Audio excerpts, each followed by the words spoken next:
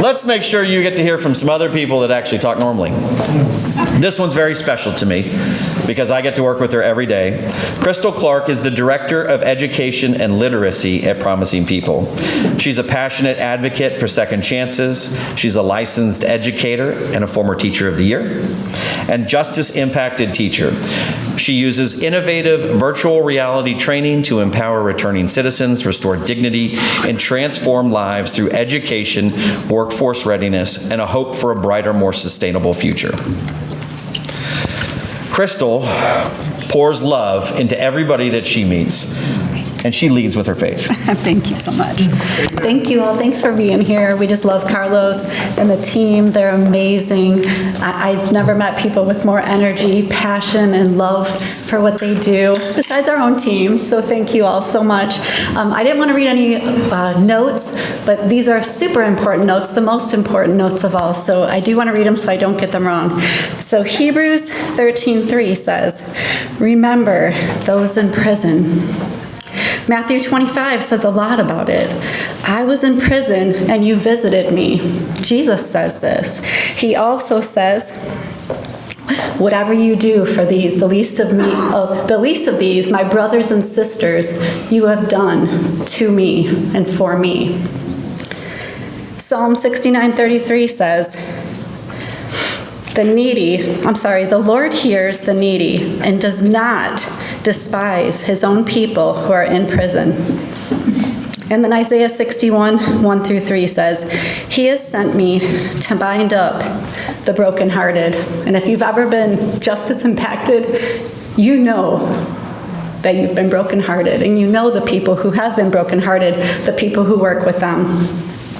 To proclaim freedom to the captives and release from darkness for the prisoners, to comfort all who mourn and bestow on them a crown of beauty instead of ashes, the oil of joy instead of mourning. I don't want to get too emotional, but our own family has been highly impacted by the justice system as well, which gave birth, Beauty from Ashes, to our company, Promising People. We work hand in hand with Carlos and St. Peter Claver Ministries. We share office space with them, and we all have the same mission, which is to meet people where they are, but not to leave them there. That was also Jesus' mission.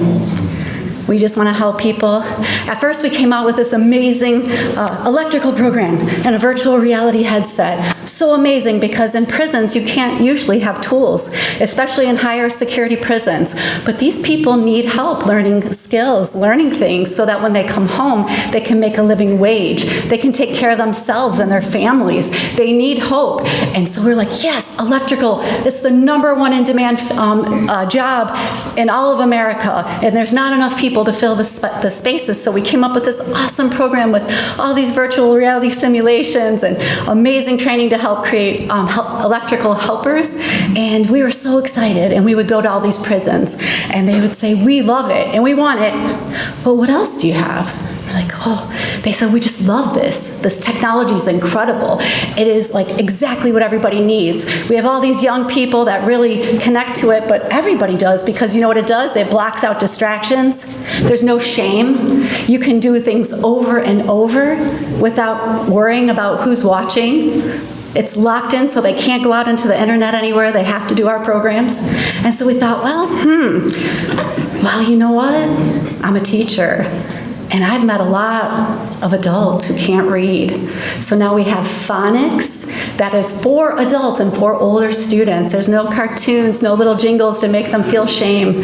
We have a program that takes people from about anywhere from a first grade level, as long as they can read after our phonics program, to being prepared for a diploma program.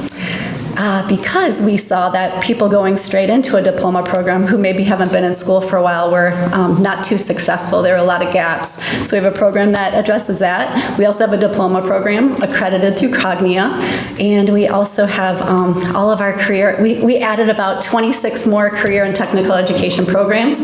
All in the headset. There's some of them things you could do on the tablet if you really don't like the headset. But we're just so excited to be working with St. Peter Claver Ministry. Ministry. We're so thankful that you're all here, helping support the huge mission of just helping lift people up and being the light. That's what Jesus tells us we are. If we're followers of him, we are the light of the world, and we just are here to help people.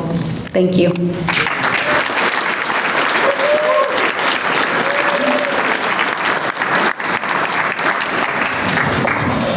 2 words to remember: scale and shame. Shame is the number one thing keeping a lot of these folks from being able to learn, whether it's learning to read or learning a new profession. And we can reduce shame by showing love, right? But we also have to scale education through prisons, right? Because one person can only touch so many lives. And so technology, the technology that we use at Promising People, is the way to do that. All right. I hate to do it to you guys, but you're about to meet somebody that's got more energy in this room than anybody else. He claims he has a bad back. He claims he has a bad knee. After he speaks, we're going to do a poll about how well, he did to the energy in this room. Dr. John Evans, affectionately known as Dr. J. He's the best Dr. J. Is a proud Winter Park native and a longtime parishioner of St. Margaret Mary.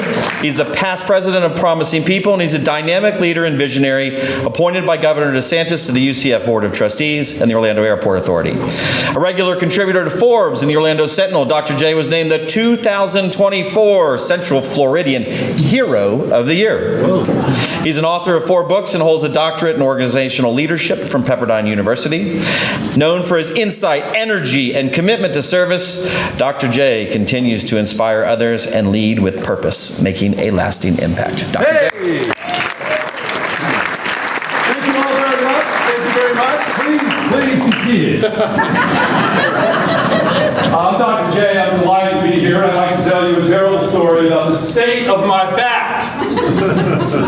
I have a herniated disc, the L5-S1. Raise your hand if you can sympathize or empathize, rather. Yes, horrible, terrible. I've been to every chiropractor in town, every medical doctor, every acupuncturist, maybe even a little voodoo. Sorry, Father Paul. Anything to get out of the back pain. Until I'm introduced to my trainer, a local guy who will remain nameless, from South Philly. He's a ferocious fellow, lionized blonde hair, tattoos everywhere. And he's like, "Yo, John, you got the L5-S1? I can fix you. You gotta lift some weights." I'm like, "Okay." So I'm showing up the next morning. I'm ready to go. I'm gonna get healthy. I'm lifting weights. I'm showing my trainer, who will remain nameless again because he's so ferocious. He fights in cage fights. You know what I mean? And I'm going hard at the weights, and I'm showing him how tough I am. And he says, John, yo.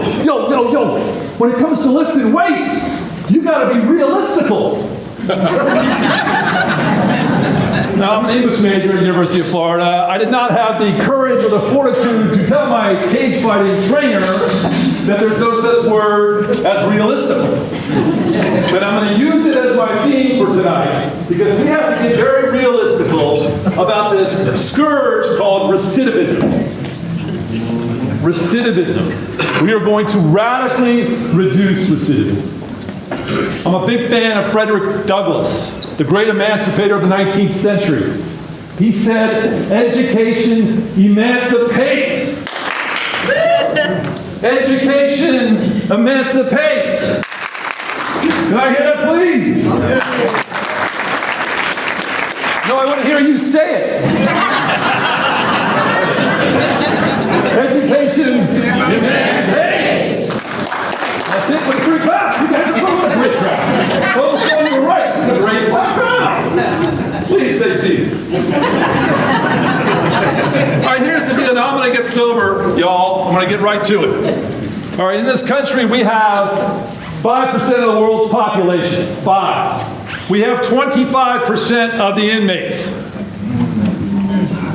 It's broken. That's morally reprehensible. It will not do, y'all. And we're going to fix it at Promising People. We're going to fix it. But we need your help.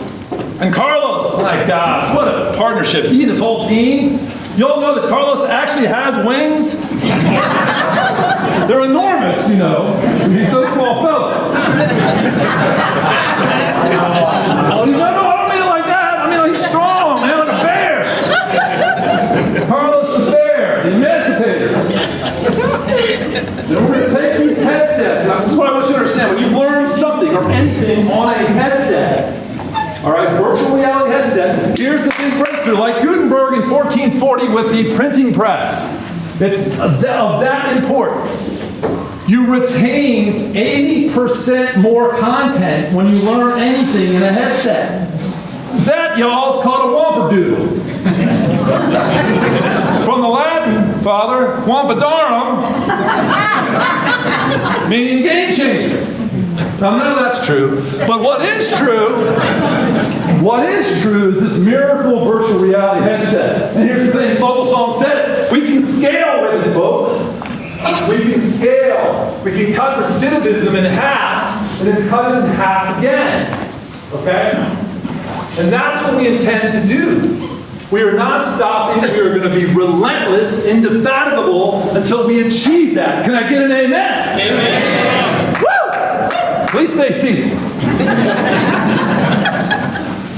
Now I'm going to do something horrible right now, perfectly horrendous. If my Aunt Bessie were here, she would be mortified, petrified. I'm going to ask you to consider investing in promising people, because here's the deal, y'all. Like Eric said, we have a chance to scale now. We can get these headsets out to inmates, and they can learn at their own pace, shame-free. We've got 22 curricula. Remember, education emancipates, as Frederick Douglass said. We can do that with these headsets. We can get them through the whole country. We're a business, though, and we need an investor or two. And I'm sorry, Aunt Bessie, but here it comes, because I'm asking for a $100,000 investment.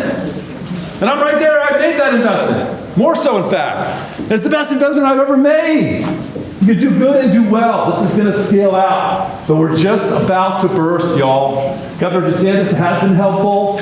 President Trump has been helpful. All right, but it's about to go. It's about to go. But we just have to stay realistical.